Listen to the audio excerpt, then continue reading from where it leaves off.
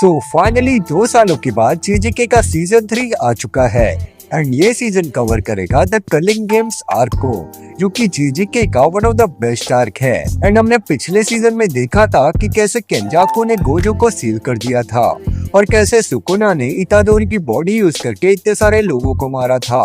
And ये काम दिया गया है हमारे फेवरेट कैरेक्टर यूटा को, जिसको इनुमाकी का बदला लेना है। सो चलिए शुरू करते हैं जुजुत्सु काइसन के सीजन 3 के एपिसोड 1 एग्जीक्यूशन को। एपिसोड की शुरुआत में हमें यूजी को दिखाया जाता है जो कि अपने खून से लते हाथों को धो रहा था। एंड अगले सीन में हमें दिखाया जाता है कि यूजी कुछ सुनने का ट्राई कर रहा था एंड तभी उसके सामने एक कर्स स्पिरिट आ जाती है जो उसके ऊपर हमला कर देती है एंड इसके कारण यूजी बिल्डिंग से कूद जाता है।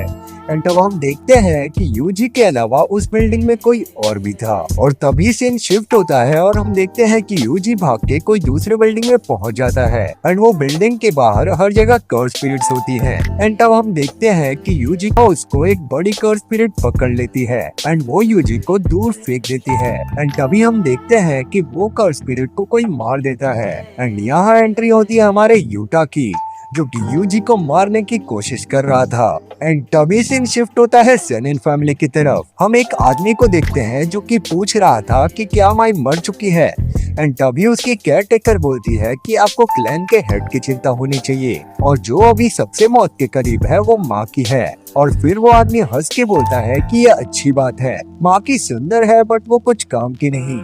जो लड़की एक आदमी को सपोर्ट नहीं कर सकती वो मरना ही डिजर्व करती है। एंड तभी हमें पता चलता है कि वो आदमी कोई और नहीं बल्कि एक special first grade sorcerer Naoya Zenin है। और वो एक रूम में जाता है जहाँ उसके 2 भाई ओगी जेनिन और जिनिची जेनिन वेट कर रहे थे। एंड उनमें से एक बंदा बोलता है कि तुम क्या कर रहे थे, तुम्हारे फादर इतने क्रिटिकल कंडीशन में और तुम लेट हो। एंड नाओया माफी मांग के बोलता है कि अब कुछ मैटर नहीं करता बिकॉज अगला जेनिन क्लैन का हेड मैं ही बनूंगा, बिकॉज मेरे बड़े भाई लोग के पास दिमाग नहीं है। एंड नाओया अपने बड़े भाइयों के चेहरे को देख के बोलता है कि अपना चेहरा सुधारो, ये अच्छा होगा कि अगर तुम्हारे पास तोजी जैसा चेहरा हो। एंड तभी 2 भाई उसके ऊपर अटैक करके उसको वॉर्न करते हैं और नाओया बोलता है कि शांत हो जाओ। एंड तभी उधर नाओबिता का वकील आता है और वो बोलता है कि जेनिन क्लैन का हेड नाओबिता जेनिन अब नहीं रहे एंड मैं फुरुदाते उनकी विल रीड करूंगा जो कि हेड ने मुझे बोलने के लिए कहा था। एंड इधर तीनों भाई प्रेजेंट है तो मैं विल पढ़ना स्टार्ट करता हूँ। वो एक पेपर निकालता है और उसको रीड करना शुरू करता है जिसके अंदर लिखा था कि नाओया जेनिन जेनिन क्लैन का 27th हेड बनेगा और ओगी जेनिन और जिनिची जेनिन में से अगर कोई उसको जुजुत्सु हाई और जेनिन क्लैन के वॉल्ट में रखे कर्स टूल की परमिशन दे देता है तो सारे कर्स टूल उसके हो जाएंगे। और फिर वो बोलता है कि अगर सातोरो को जो मर गया या उसकी वो सुकुना का वेसल है। एंड ये सुनकर नाओया बोलता है कि जाके सबको बता दो कि नाओया जेनिन सुकुना के वेसल को मार देगा एंड उसके साथ साथ वो मैगीमे को भी मार देगा। फिर हमें सीजन 2 के कुछ फ्लैशबैक्स दिखाए जाते हैं और स्क्रीन शिफ्ट होता है यूजी और चोजो की तरफ। चोजो दिन स्ट्रॉन्ग होते जा रही है। चोजो बोलता है कि मेरी चिंता मत करो, तुम जुजुत्सु आई वापस जा सकते हो। तो यूजी बोलता है कि मुझे तुम्हारी चिंता नहीं है एंड ना ही ये मेरे वापस जाने के बारे में है। असल में सुकुना एक प्लान बना रहा है जिसमें वो फुशिगिरो को यूज करेगा। और फिर यूजी बोलता है कि मैंने बहुत लोगों को मारा है एंड इसलिए मैं दूसरों के साथ नहीं रह सकता, मैंने तुम्हारे भाइयों को भी मारा है, तो क्या तुम उस बात से ठीक हो। तो चोजो बोलता है कि वो सिर्फ एक एक्सीडेंट था, अगर मैं अपने भाइयों की जगह रहता तो मैं भी वही करता।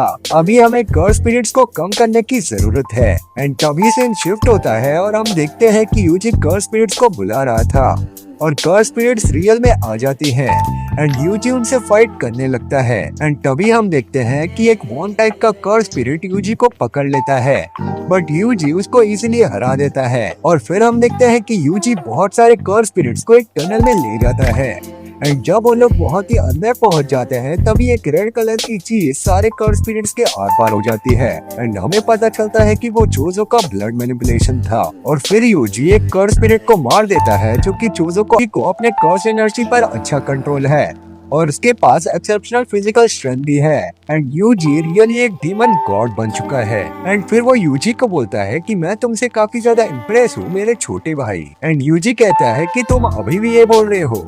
तो चोजो बोलता है कि मैं जितना चाहूँ उतनी बार ये बोलूंगा।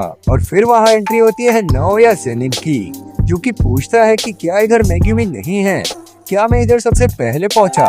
रियल में वो काफी ज्यादा स्लो है। तो चोजो बोलता है कि आखिरकार ये कौन है, और फिर यूजी बोलता है कि ये अभी फुशिगुरो के बारे में बात कर रहा था। नाओया बोलता है कि क्या हालचाल है, भागने की कोशिश नहीं करोगे? तब यूजी पूछता है कि तुम्हारा मतलब क्या है? तो नाओया बताता है कि तुम्हें डेथ सेंटेंस दिया गया है, तुमने गोजो के प्रोटेक्शन को खो दिया है, तो सारे सॉर्सरर्स को बचाया है। मैंने सुना है कि मेग्यूमी तुमको ढूंढ रहा है। एंड यही बोलते ही नाओया यूजी और चोजो के ऊपर अटैक कर देता है।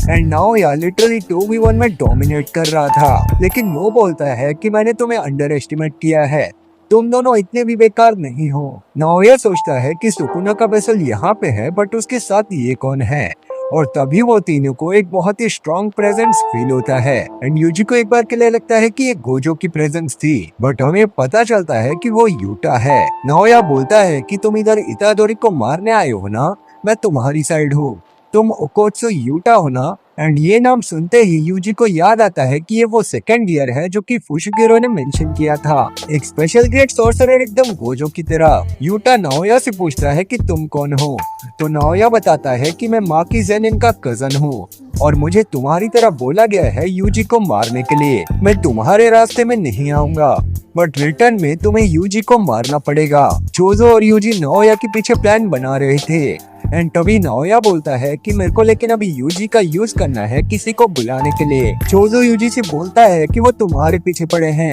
एंड यूटा से तो मत ही लड़ना क्योंकि वो गोजो के सेम टाइप का है, एंड अगर तुम उससे लड़े तो वो तुम्हें मार देगा। एंड फिर यूटा बोलता है कि तुम दूसरे को संभालो, मैं यूजी को संभालता हूँ।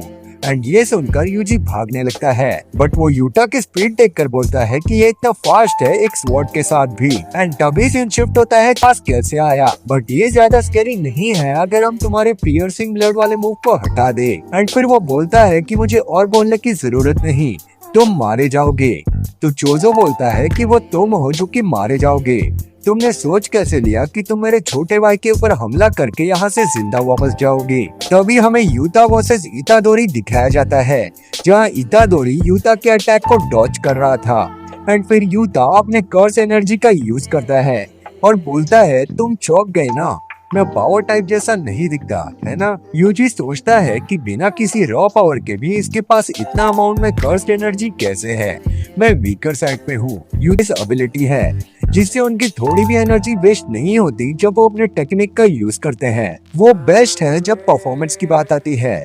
मेरी कर्स्ड एनर्जी खत्म हो सकती है बट गोजो सेंसे की नहीं। और फिर यूता फिर से यूजी पर अटैक करने लगता है, बट यूजी को तोदो की बात याद आती है, जितना अच्छा सॉर्सरर उतना हार्ड उसके फ्लो ऑफ कर्स्ड एनर्जी को पढ़ना। एंड फिर यूजी बोलता है कि इसके मूवमेंट्स रीड करने से कुछ नहीं होगा, उसका हर एक अटैक मुझे बहुत ज्यादा नुकसान पहुंचा सकता है एंड ये सारे डैमेज को भी बहुत कम कर सकता है। एंड इसके बाद यूजी को नानामे की आखिरी लाइन याद आती है एंड यूजी बोलता है कि मैं अभी नहीं मर सकता। एंड इसके बाद यूजी को गोजो की बात याद आती है एंड वो अपने कर्स्ड एनर्जी को अपने वेपन में डालकर डिफेंस करता है। एंड यूता बोलता है कि तुम ब्लेड पे बहुत ज्यादा फोकस कर रहे हो, एंड वो इतादोरी को एक डीप कट दे देता है एंड दोनों के वेपन्स टूट जाते हैं। एंड यूटा बोलता है कि तुम इतना जल्दी नहीं हारने वाले, मैं गोजो सेंसे के स्टूडेंट से यही एक्सपेक्ट करता हूँ। एंड फिर यूजी बोलता है कि ये चोट बहुत गहरी है बट मेरे ऑर्गन्स अभी भी ठीक है, मैं अभी भी इसको हरा सकता हूँ।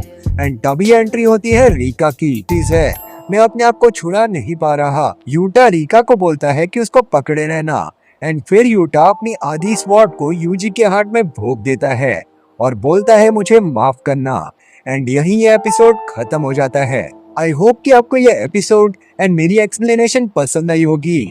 मैं एपिसोड 2 को भी जल्द से जल्द आऊंगा, तो चैनल पे बने रहें और वीडियो को लाइक और चैनल को सब्सक्राइब करना मत भूलना। Thanks for watching.